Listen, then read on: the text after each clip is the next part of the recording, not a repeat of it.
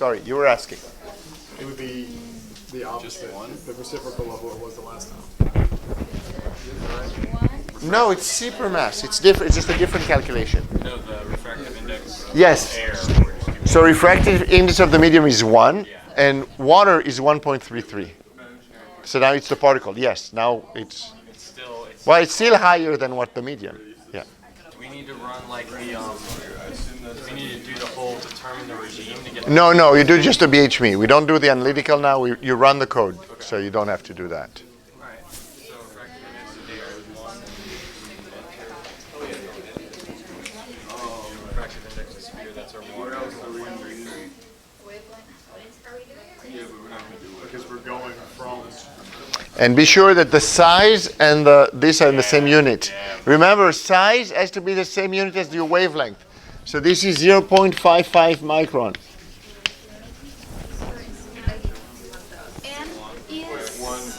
N is 1.33 for water relative to air. So your medium is air, your drop is water. So it's wavelength in the air.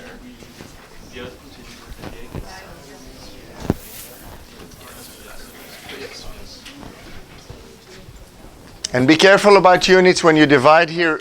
These have to be in meter. This has to be in meters. Your diameter. I know I asked about the imaginary before. But there's no imaginary now. 0. We said they're non-absorbing. Non-absorbing. Non-absorbing. It's rainwater. Nothing in there absorbed. Cool. We didn't put any organic. The distillation as it evaporated was perfect. We didn't absorb any organics. It wouldn't change much if you added to the site. Okay. Radius of sphere. That's the thing we got. So let's just do it all in one round.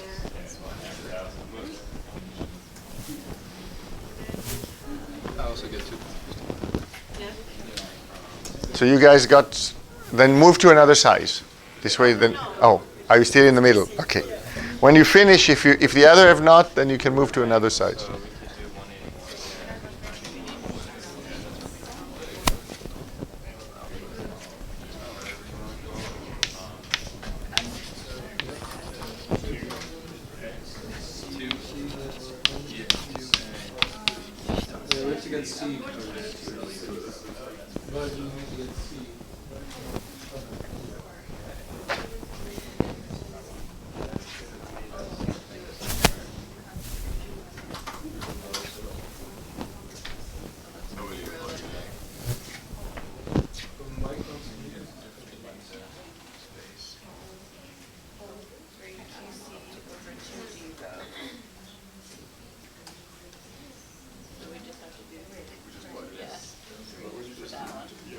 And make sure your D is in meters here.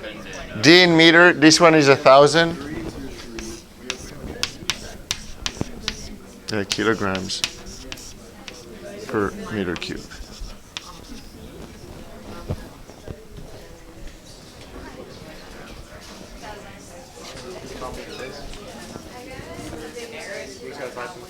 Yeah. So this is our QC, right? QC is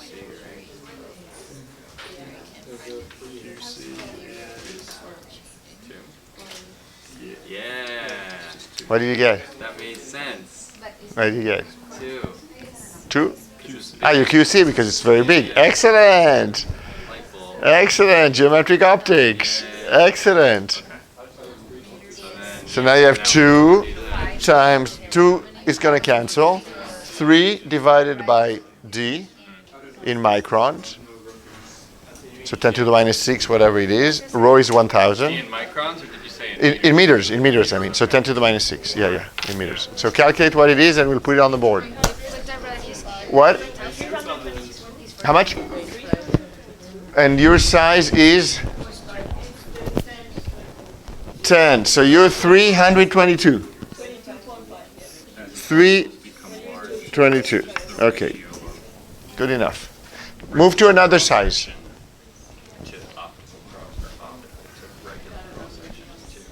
Does anybody have number to report? What? Okay, give me. Did you get 22 here too? 0.5 for the 10? I use the quick. No, don't use the quick one. Use the food.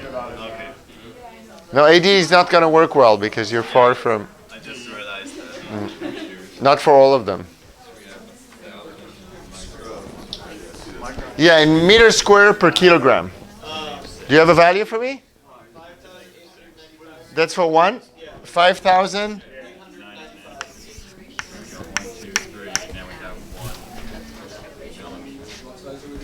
You can do a different size just to check other groups. This way we'll get confirmation.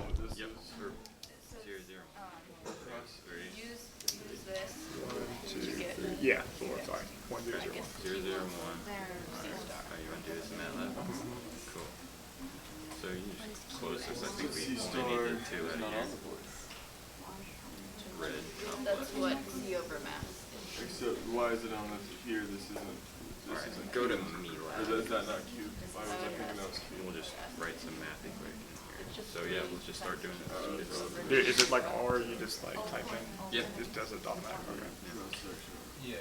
So we gotta do 3. I didn't realize that it was math. 1, yep, times 2. No, our 2 can't. We're not including the 2 right now. We have no unit on top. What?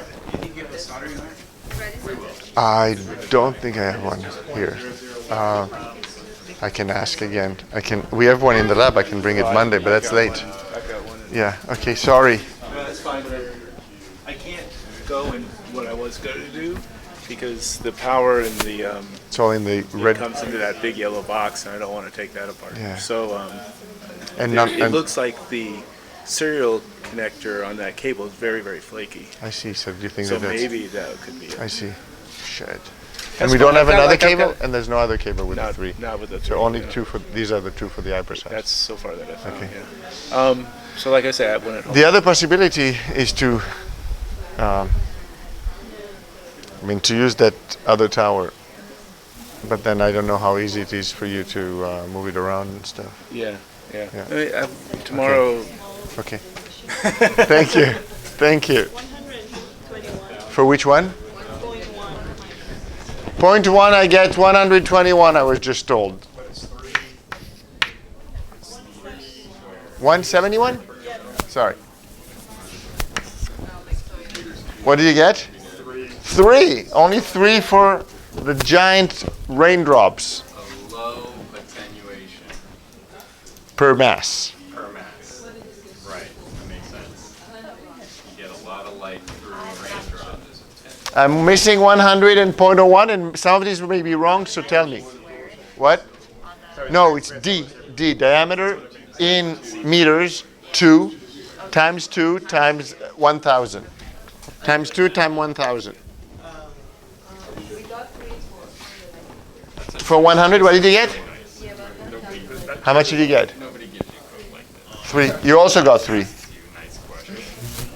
So here there's an order of magnitude. That's interesting. 0.01. What? This one 30 for 100? 30.4. Okay, it's 30.4. 30. So yeah, so maybe a factor of 10. And that's.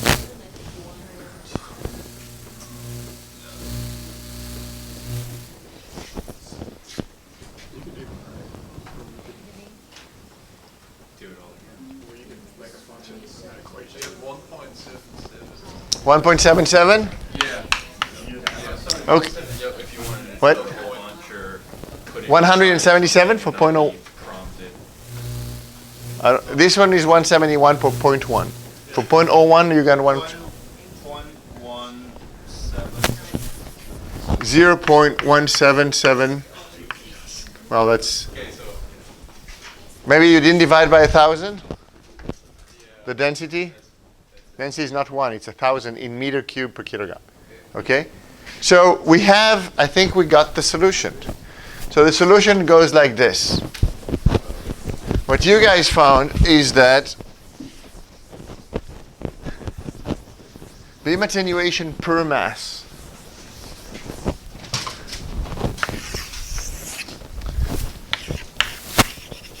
and we're going to put it, we have several orders of magnitude. So this is This is 1,000. We'll do 100. We'll do 10, and we'll do 1. Okay. So the biggest one was 5,000. So, and then we're getting 0.01, 0.1, 1, 10, 100, 1,000. So 0.01, we're less than 1, we're somewhere really low. 0.1, 171. Phew, we jump to here. Rises really fast. 1 micron, 5,800. So we're here on this log plot.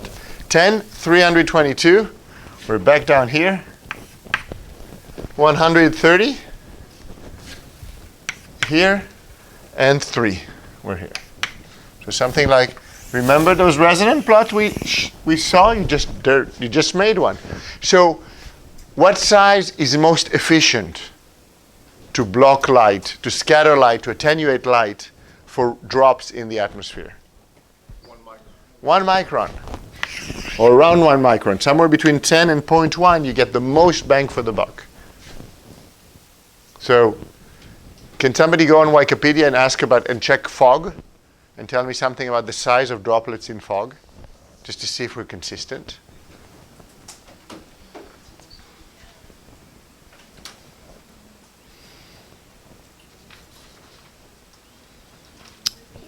What? Can you, I'm trying to ask, this tells me that the most efficient water droplets to attenuate light should be around 1 micron in size, or at least between 10 and 0.1. 10 micron is the size of fog? According to atopics.co.uk. So they're saying that, yeah, so it's somewhere around here. We said somewhere around here, and they say about 10 micron. Diameter or radius or diameter? Micron, mean diameter. Okay. So the right range. When you go to a drop, if you have the same amount of water in the atmosphere, assuming the same amount of water, if you go to drops that are millimeter size, you're orders of magnitude less efficient in attenuating light compared to something the size of fog. If you're going to tiny, tiny, tiny droplets, or or vapors in the air, you're not efficient either. There's this cool size in between where you get the most bang. Fog's the same thing as clouds? Fog, yeah. I mean, you can look at size distribution in clouds. It should be similar in terms of. What would make particles that small of water? Condensation, and otherwise, don't ask me. I'm not a specialist of that. But there's a book there about radiative transfer in the atmosphere. They might be able to answer exactly that. I have good friends that are atmospheric, that are cloud physicists, but I'm not. It's not something I know much about. But I really like this example because we all have seen fog, so we can relate to it. And then the next part is just if you knew that you have a certain amount of water, let's say 1 gram per meter cube. So now I tell you how much water you have. You can calculate the transmission. Because if you multiply this by 1 gram per meter cube, you're going to get units. So 1 gram per meter cube times this. If this is my water fraction. And here I have 1 gram per kilogram. That's 1 over 1,000. But other than that, inverse meters. So I'm going to move to C. C would be equal to C star divided by 1,000. That's my beam attenuation. My beam attenuation is what you wrote there, just divided by 1,000. And now I can look at the atmospheric path if I know how much water there is. C star divided by 1,000. And the path, light is going to attenuate in this atmosphere across this cloud as e to the minus beam attenuation times my length, my path length. So you can see that anything big, so the ones that have the largest C star will have the larger C and will attenuate much faster. This is exponential. So much, much faster light compared to those that have low Cs. And you can calculate for, say, 1 kilometer. So for 1 kilometer, you substitute for R 1 kilometer. For C, your C star over 1,000. C star over 1,000. This is 1 kilometer is 1,000 meters. So this will cancel. So it's really equal E to the minus the value you got for C star. How much light is going to get attenuated. So when it's 1, when this is about 1, you lose about 30% by the other side of the cloud. Yes? Sorry, where did the 1,000 come from? The You have C over 1,000 because it was in 1 gram per meter cube. And so you had, this was meter square per kilogram. This is 1 gram per meter cube. 1 gram over kilogram is 1 over 1,000. Because this is 1,000 grams. So it's just a conversion. But anyway, so you see that small changes in C are huge changes in transmission through that cloud. Nothing is going to make it there through a fog about 1 kilometer. But it's easy to transmit when you have humidity or when you have these 3 over, this one, most of the light, the big particle, the smallest particle, light will make it no problem through that cloud, or through that air with this amount of, but in the middle, nothing's going to make it through. Okay? Next! So now we're going to do optical properties of populations of particles. So we did 1. Now we're going to do size distribution. So let's assume a phytoplankton population that has an index of refraction just like the previous one we used. So our M equal 1.05 plus I 0.01. And so this is actually in an absorption, close to an absorption peak. This is a high absorption. Assume the particle size distribution to be power law.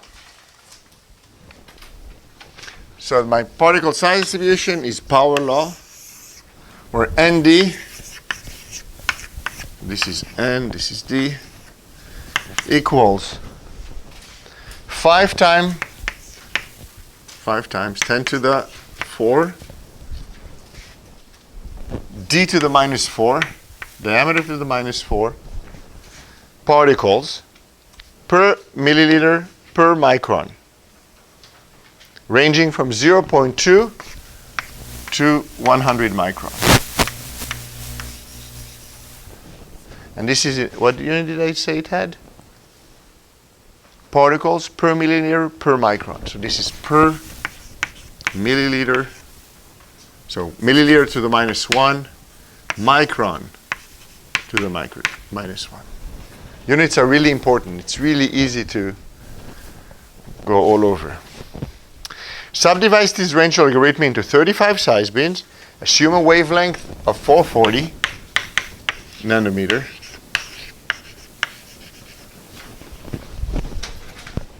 And using the Me code, calculate A, absorption, scattering, B, attenuation, C, backscattering, and the volume scattering function, and the phase function, which is the normalized volume scattering function, for each size group. Then add them up to get, so this is, you'll do it, well, this one, we'll do it in a second. Get the IOP for the whole population. So sum all these up. Compare the phase function for all sizes, plot them on a semi-logarithmic. How do they compare to the shape of the total VSF? How does BB over B change as function of size? Which contribute more to attenuation, etc., etc. So a whole bunch of questions.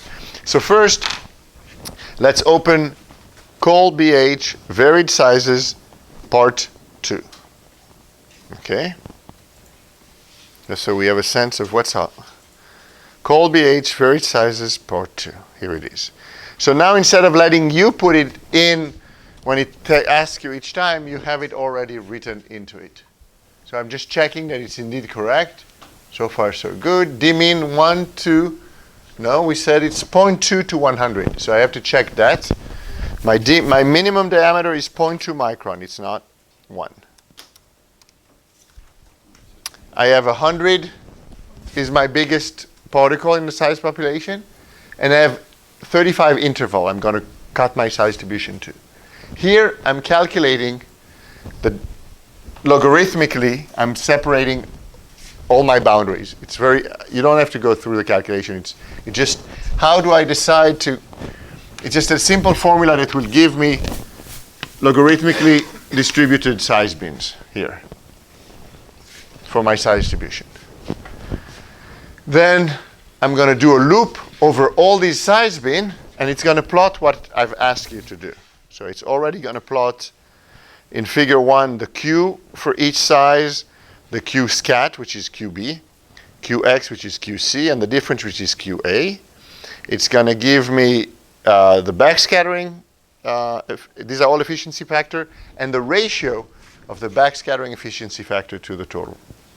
And it turns out, so remember what I said before. Your cross section, which is your attenuation per 1 particle per meter cube, is Q times Cx, for example, is QC times pi d squared over 4. But if I'm looking at, I want to know BB over B, this is going to be exactly QBB, BB over B. B backscattering over total scattering. This will simply be QB B over QB because the cross section is the same. So any ratio of those will be the same. And any relative contribution will also be the same when I look at what I get for sizes. And I can save it. I'm saving it into something called FIDO data. You don't care about it. So let's run it and see what we're getting. And does it plot? I don't see a plot of the VSFs. Do I get a plot for the VSF? I don't. So let's also plot the VSF, or the phase function for each one of them, just so you can see which size have more or less. So let's add a figure. Figure 3 I'm going to add. Figure 3. I'm going to move it. I don't want this. Delete. And I say semi-log y.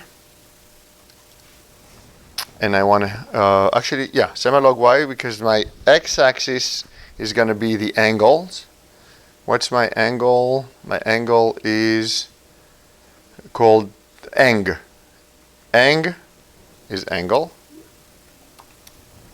And here I'm going to put S11.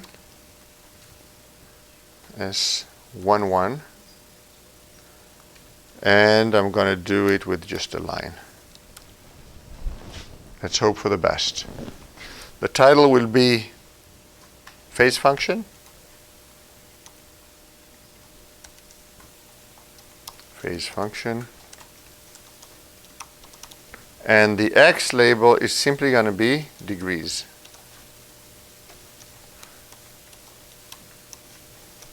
Degrees. Okay, and I'm going to run it.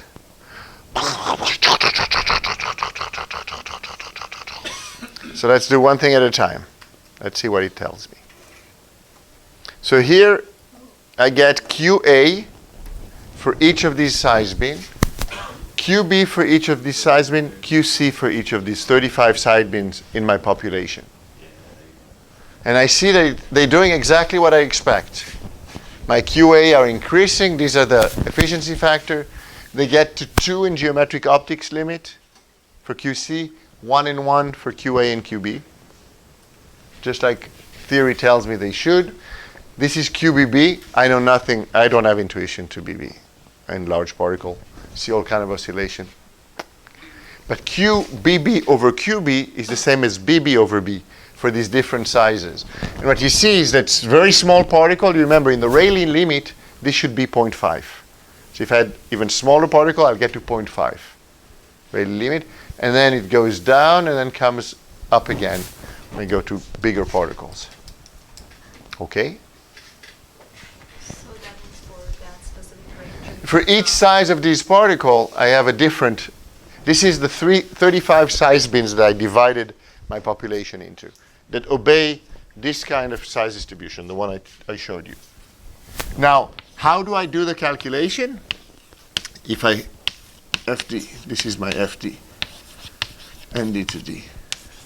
So basically, the calculation is done numerical integration. You integrate Q, whichever Q you want to do it. So let's do it for beam attenuation. QC for each size times the number of particle of this size,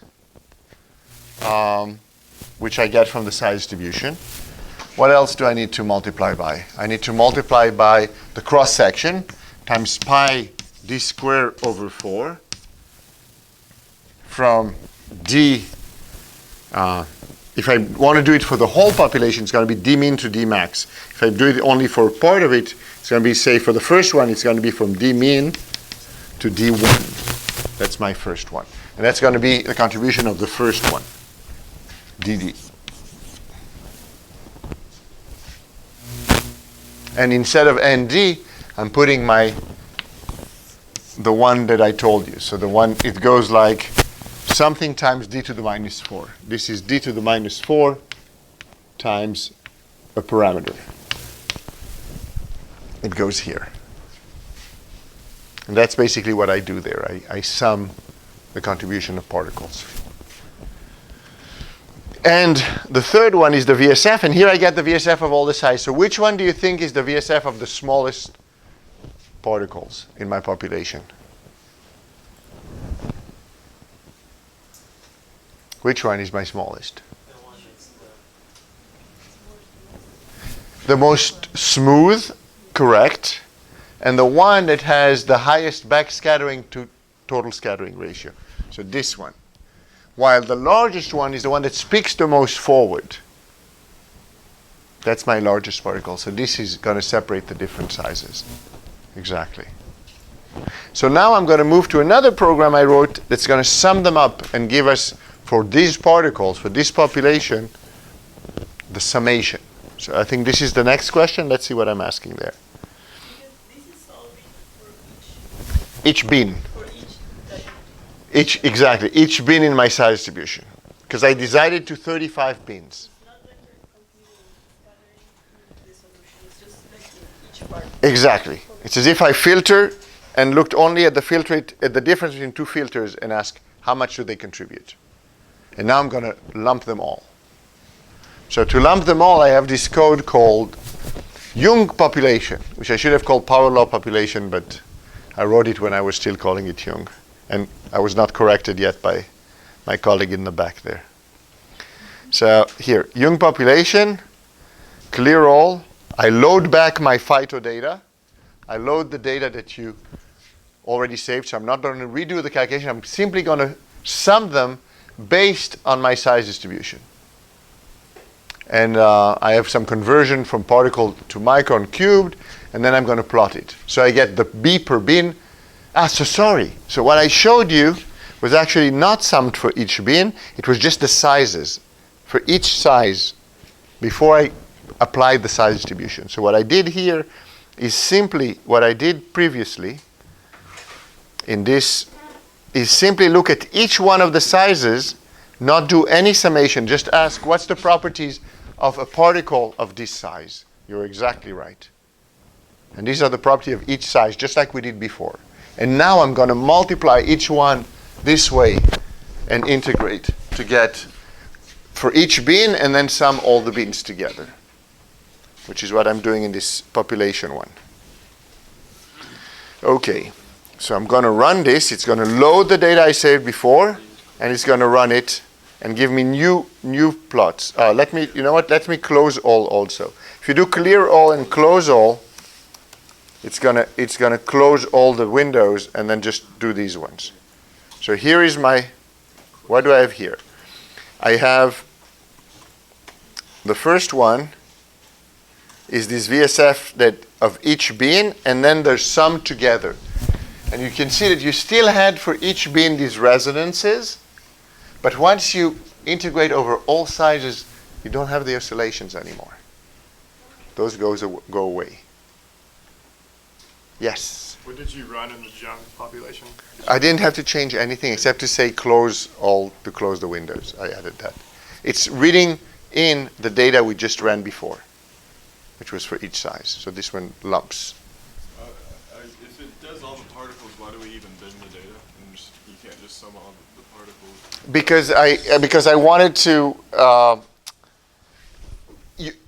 with this kind of population, I wanted to do just a numerical integration between this size and this size, so I get my trapezoidal bin. That's why. So I don't just average, I actually integrate what I have in that bin based on the properties of the particle here and the properties of the particle here. That's all. Just numerics. And the more bins you do, the more smooth things get, and you should always, when you do a population, see how many bins you need for things to stabilize. This is just for numerical integration. Because if you do too few bins, you're not going to get to the right solution. It's an approximation, and so you're losing. If you don't have the full resolution, you're losing stuff. Also considering that you have more small particles. This has all my particles together with this size distribution. If I change the size distribution, this is going to change. Absolutely.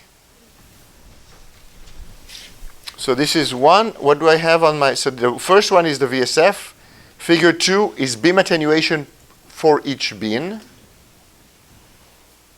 So this is beam attenuation per bin. Which bin is giving me the most beam attenuation for this size distribution?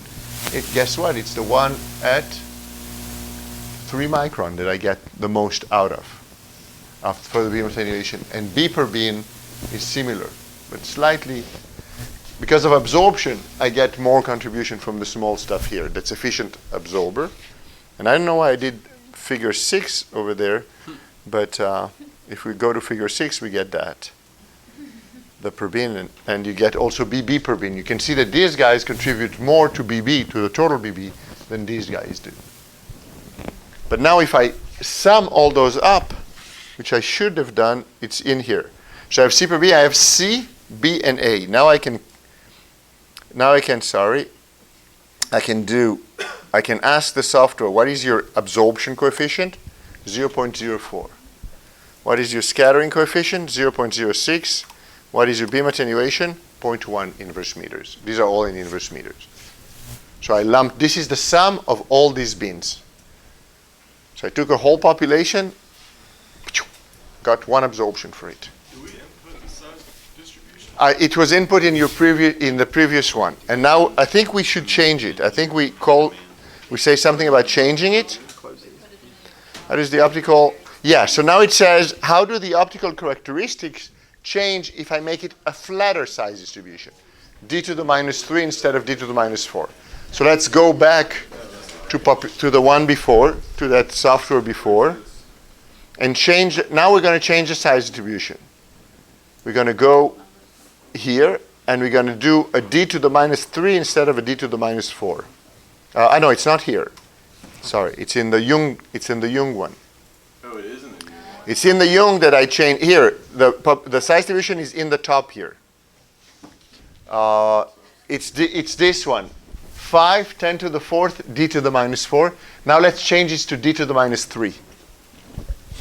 And see how it's affecting. So it's flatter. So what do we expect? We expect the big particle to contribute more to the total.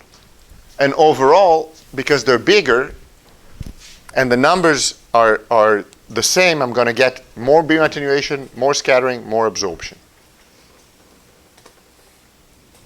Let's see. So this is A per bin. Now the bigger particle contributes much more to C, B, and A. The volume scattering function is more forward peak than it was before. And it's hard to say, but it is. And then if I ask MATLAB, what's your A, B, and C? Now your A, 0.17 instead of 0.04. Your B, 0.24 instead of 0.06. And my C, which is the sum of both, 0.5. So I got, as I flatten it, maintaining the same number of initial particle here, all I'm doing is just this. I have more particle and more big particle. I'm getting more attenuation, scattering, and absorption. And the big bins contribute more to that than they did before, because there's more of them with a flatter size distribution. Okay, this is more coastal. The previous one was more open ocean.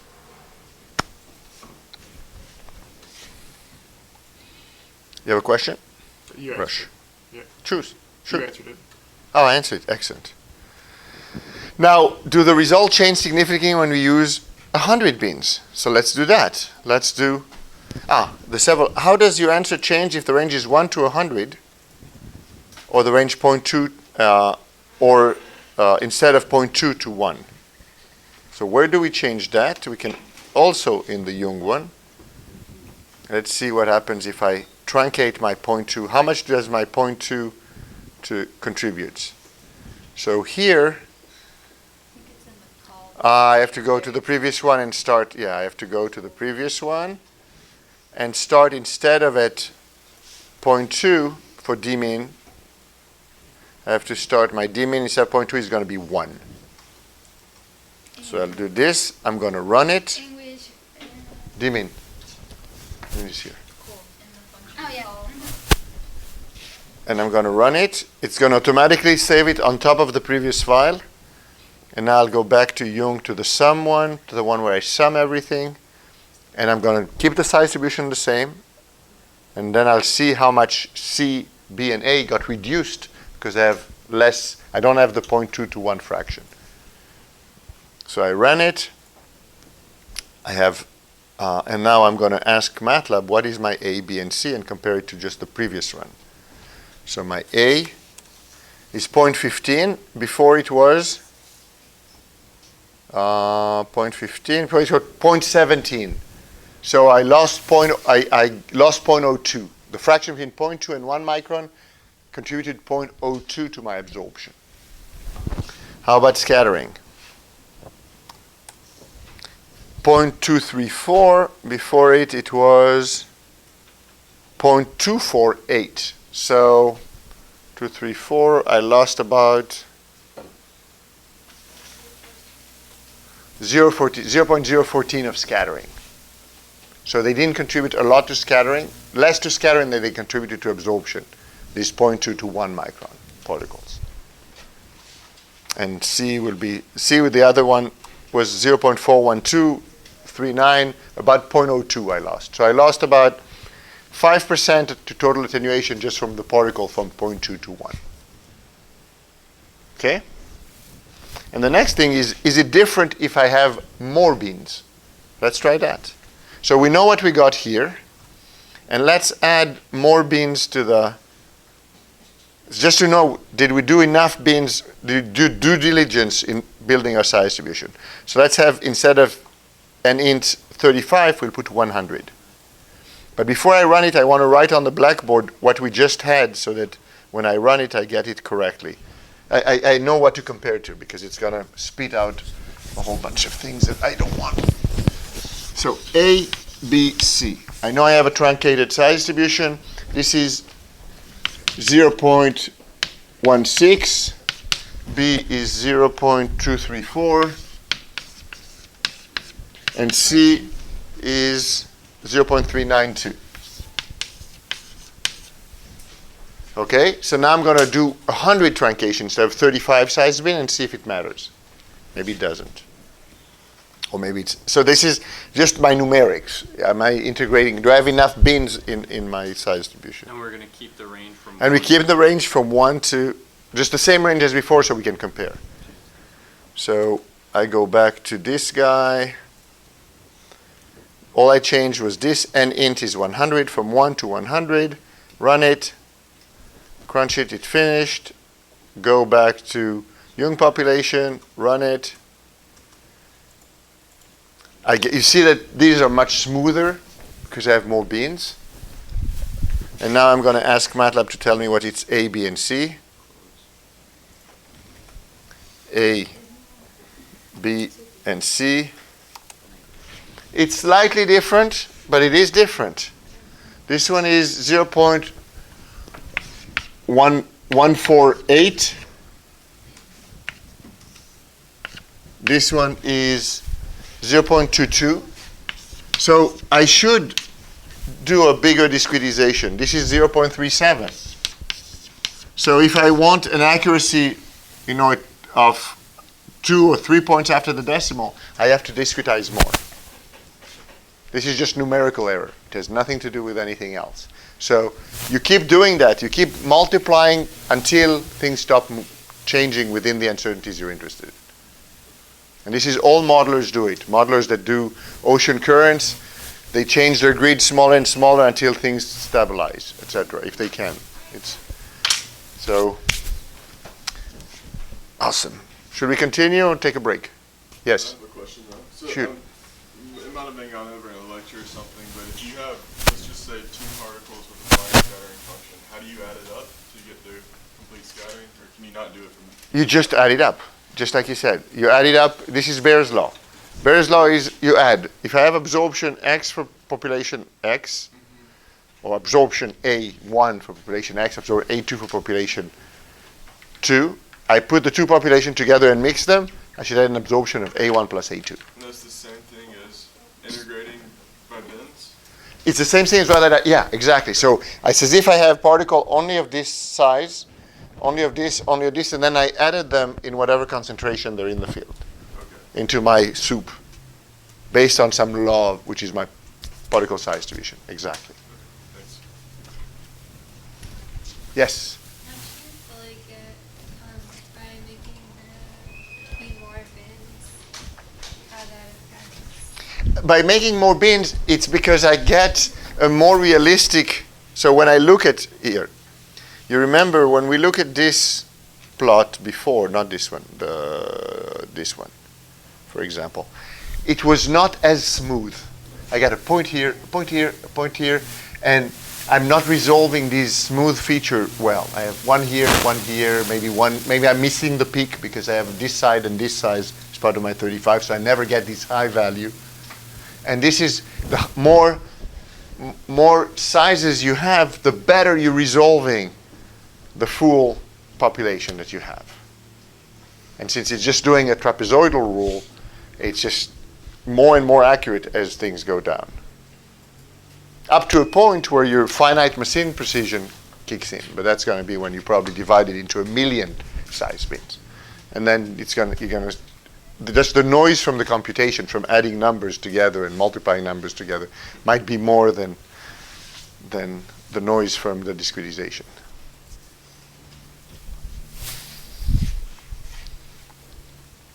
So that just to remind you that there's always a numerical, any model you use, there's always an error associated with round off or with this discretization or the method you use for integration that always induce an error. And there are methods that have smaller error than others when you do numerics. So if you do center difference when you integrate instead of doing trapezoidal roll, things are going to have smaller error, etc., etc. There's a whole bunch of books about it. Again, numerical recipes is highly recommended. Next, inverse calculation. So now we're going the other way around.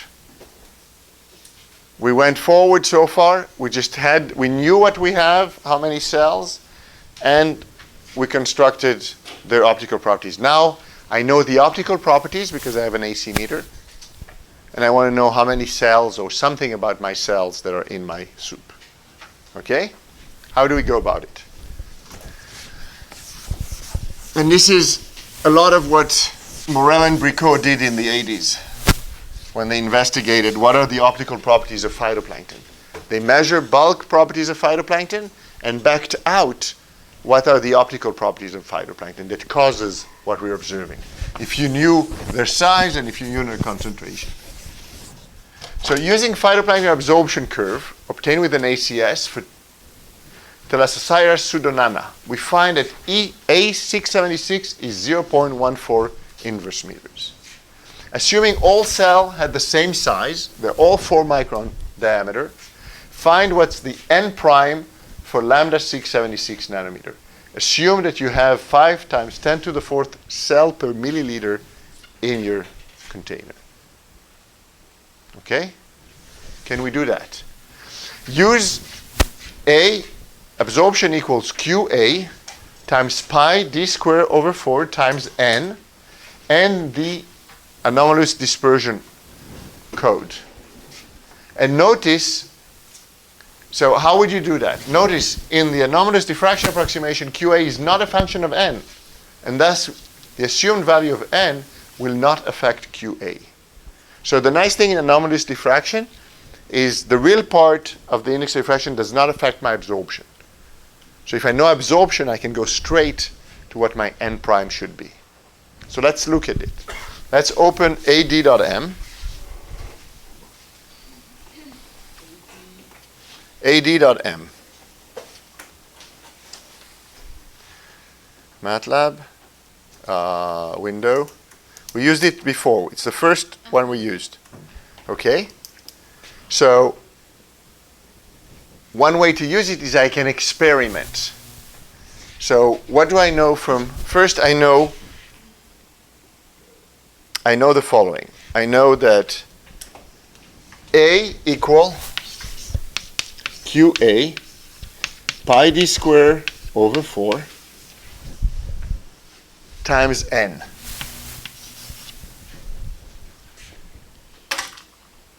This means that QA equals 0.14 inverse meters. This is what I measured in my soup. Pi times d squared, my d is 4 micron, so 4 times 10 to the minus 6 squared. 4 goes up. And divide by n. N is 5 times 10 to the 4 cells per milliliter. I want it in a meter cube, so times 10 to the 6 to get it in a meter cube. Okay, so my QA therefore is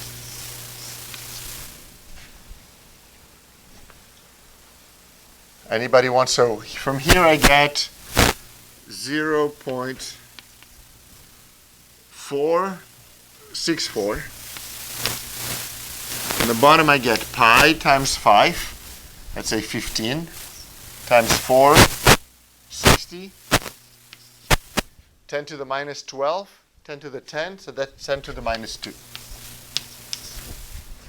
Something like that. This is 0.06, so it's 0.64 divided by 0.06. Is it true? It would be 10, that's impossible. Not physical. I'm missing something. What am I doing wrong?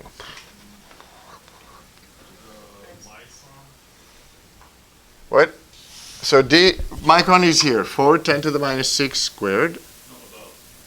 Above I have 0.14 meter to the minus 1. Sorry, this is meter to the minus 1. So these are units. So we said this is 0.64. 56, sorry. You're right. Here I have pi times 5 times 6. This is why. Pi times 16. So what do you get? The total is 0.62? Oh, excellent. So our QA is 0.62. What?